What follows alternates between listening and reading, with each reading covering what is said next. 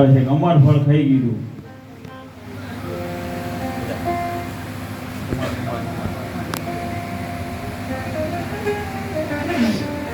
અમર ફળની વાત આવે છે. તો એ અમર ફળ કયું કે અમર ફળની જાતો હશે પણ કયું અમર ફળ? સદગુરુના નામનો અમર ફળ. સાહેબ એ જે કોઈ ચાખે જો ભજન કરી લે ને તો એ પોતે અમર થઈ જાય, એનું ગામે અમર થઈ જાય, એનું નામે અમર થઈ જાય. અને એની 7 પેઢીઓને 70 પેઢીઓ અમર કરી નાખે. સાહેબ 765 વર્ષ પહેલા જોધલ પીર બાપાએ કેસરડીના પટાંગણમાં ભજન કરેલું. હાલ તમારે એવું પહેલા કેવું ના પડે જોધલ પીરે જેવું, પહેલા એમ કેવું પડે કેસરડી જેવું છે પછી જોધલ પીરે જેવું. સાહેબ જે કુટુંબમાં જે સંત જન્મ્યા હોય એનું કુટુંબનું નામ અમર કરતા સાહેબ, એના ગામનું નામ અમર કરતા છે. પણ આ સમાજ સાચા સંતને આજ ઓળખ્યા પણ નથી, ઓળખવાના પણ નથી. મીરાને સમજાઈ ગયું જાતિ પાતિ બધું મૂકી, સ્ત્રી પુરુષ બધું મૂકી રોહિદાસ બાપાને અહીંયા રોજ આવે, રોજ ભજન કરે, રોજ સત્સંગ સાંભળવા આવી જાય. કારણ કે એને ગુરુ શિષ્યના પદની સમજણ પડી ગઈ, ગુરુ શિષ્યની વાતની સમજણ પડી ગઈ. એટલે રોજ સવાર પડે રોહિદાસ બાપાને આવે, રોહિદાસ બાપાનો સત્સંગ ના સાંભળે તાંબી એને ચેન ન પડે. એને જાતે નથી, પાતે નથી, સ્ત્રી નથી, પુરુષ નથી, કાંઈ નથી. સવારે બાપા માટલા ઘડી જાય, ઘડી ખાય એટલે જાતના પ્રજાપતિ. અને જબુભાઈ ઇંગ્લિશની પ્રોફેસર રોજ ભણાવવા નીકળે. સાહેબ ત્યાં ઊંચ નીચ કાંઈ ના આવે, ત્યાં સ્ત્રી પુરુષ કાંઈ ના આવે.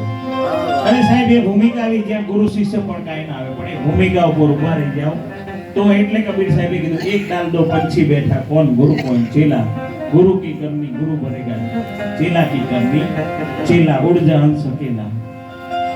પણ ક્યારે ભૂમિકામાં ભજન થઈ જાય તો ગુરુની વાતને સમજી લો તો, ગુરુને સમજી લો તો. આપણે તો હજુ દેહી ગુરુને સમજ્યા નથી પૂરેપૂરા, તો આંતરિક ગુરુ તો બહુ પછીની વસ્તુ. સાહેબ ગુરુ આમ એક જ હોય પણ ગુરુ બે પ્રકારના, એક દેહિક ગુરુ ને એક આંતરિક ગુરુ. દેહિક ગુરુ કોઈ એવો મળી જાય તો આંતરિક સદગુરુની ઓળખાણ કરાવે. દેહિક ગુરુ મળી જાય તો સમજવા મુશ્કેલ.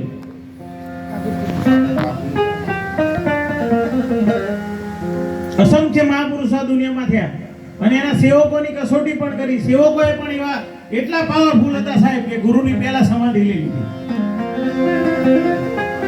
પણ એને ભજનને પાકું કર્યું, ગુરુ શિષ્યના નાતાને પરફેક્ટ કર્યો, એને પાયો મજબૂત કર્યો. સાહેબ દાસી જીવન જોઈ લો, ભીમ સાહેબ જોઈ લો.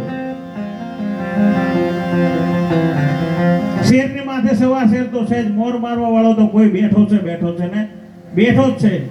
કારણ કે આ પરમ તત્વના પામવા માટે એની ભૂખ હતી. જીવન સાહેબ ને 18 ગુરુ કરે, 17 ગુરુ કરે ને 18મો જ્યારે ભીમ ભેટી જાય અને ભીમ સાહેબ દાસી જીવનની વાત બતાવી દે તારે એ ભજનમાં કહે કે ભીમ ભેટ્યાન મારે ભ્રમણા ભાગી હરદમ હાલે હજુર.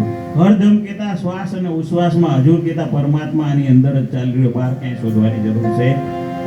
એ મંદિરમાં નથી ને મસ્જિદમાં નથી, એ ગુરુદ્વારામાં પણ નથી. ઘંટડીઓ ખખડાઈ મળી જાવ તોય મળવાનો નથી, કોઈ મળ્યો નથી, કોઈ મળવાનો પણ.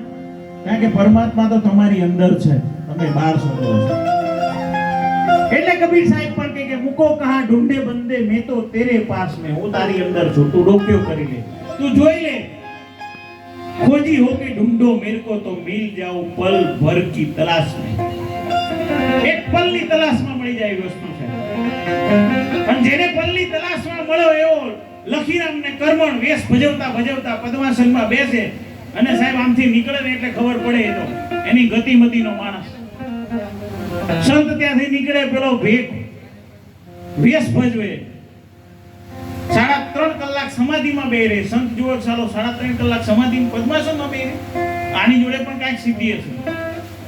સવારમાં જ્યારે જાય અહીંયા વાટ લેવા માટે પૂછે કે અહીંયા ભાઈ મારો એક પ્રશ્ન છે કે બોલ, કે તે સિદ્ધિ યોગ કરેલો છે કોઈ આસન સિદ્ધિ કરેલી કે ના?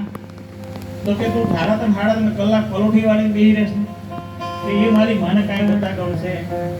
પણ જો એ ગતાગમ કે તને પાડી જવું તો કે તો બધું મૂકી દઉં. સાહેબ બેસી જાય છે સદગુરુ શરણમાં અને પછી છટ દઈને સમાધિ લગાડી દે ત્યારે એને કે આજે બેની મને ભીતર સદગુરુ મળ્યા, વર્તાણી આનંદ લીલા લેર બેની મને ભીતર સદગુરુ મળ્યા. આ એક ભાણ નહીં, કોટિક ભાણ ઉગ્યા દલ ભીતર ને ભોમ સભી કામે ભાડી. પણ ક્યારે આ બધી જગતની મર્યાદા મૂકવી પડે, મારું તારો મૂકવું પડે, હું તો મૂકવું પડે,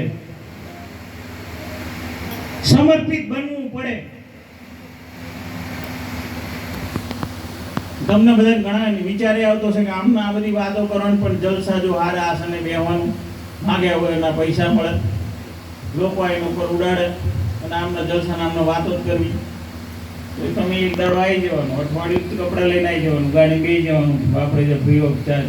એક ભાઈ મને આવું કહેતા હતા, બીજાએ કીધું કે બાપુનો તો આમ રીત બરોબર. 2 દાડા એના લપેટમાં લીધો હતો કે બાપુ આ હોટ ટોકરા જેવી થઈ જાય. 2 દાડા થઈ ગઈ, અમારે તો રોજ ટોકરા જેવી થાય. અમે કોઈ કહેતા સંતોના સંતપણા નથી મફતમાં મળતા, સાહેબ મોઘેરા મોલ ચૂકવવા પડતા. વાહ પ્રભુ વાહ. બરોબર, જ્યારે કોઈ બિચારા કોઈ તેલ કડામાં તોળાતા. એટલે સદગુરુના શબ્દને સમજવો ઘણો કઠિન વસ્તુ છે. જે સમજી ગયો એવી મીરાબાઈ એવું કે સાયલી મોરી ભાગ્ય રે મળ્યો અમને સાધુ રે પુરુષનો સંગ. અવર પુરુષનો સંગડો ન કરીએ હરી, પાડી દે તો ભજનમાં ભંગ. અને સાહેબ ભજન કરતા કરતા જે નડે ને, આમાં મારું પરિવાર બેઠું કે નહીં બેઠું મને નહીં ખબર, પણ કદાચ પરિવાર બી નડતું તો એને સાઈડ ટ્રેક કરી દેવાય. બાકી ભજનનો કેળો પકડી લેવાય, પકડી જ લેવાય. જે મંજિલે જવા નીકળ્યો છે અને રસ્તો ગમે તેવો છે, ગાડી ઠેકાવતો પણ એના મંજિલે પહોંચી જાય, પણ અડગ મનના મુસાફરને હિમાલય પણ નડતો નથી. પણ જો જવું જ ના હોય કે રસ્તો ખરાબ છે, પેલો જતો એને કંઈક જાઓ, એ રસ્તો જવાય નહીં, જતો નહીં, એ ઉબેટો બહુ છે. તો આ રસ્તો એવો છે, એમાં ઉબેટું તો આવવાની ઘાટ પસાર કરીને પહોંચવાનું સાહેબ. આ સ્થિતિમાંથી એવી છે. માટે ભવાનીદાસ મહાત્મા ભજન માટે શું કે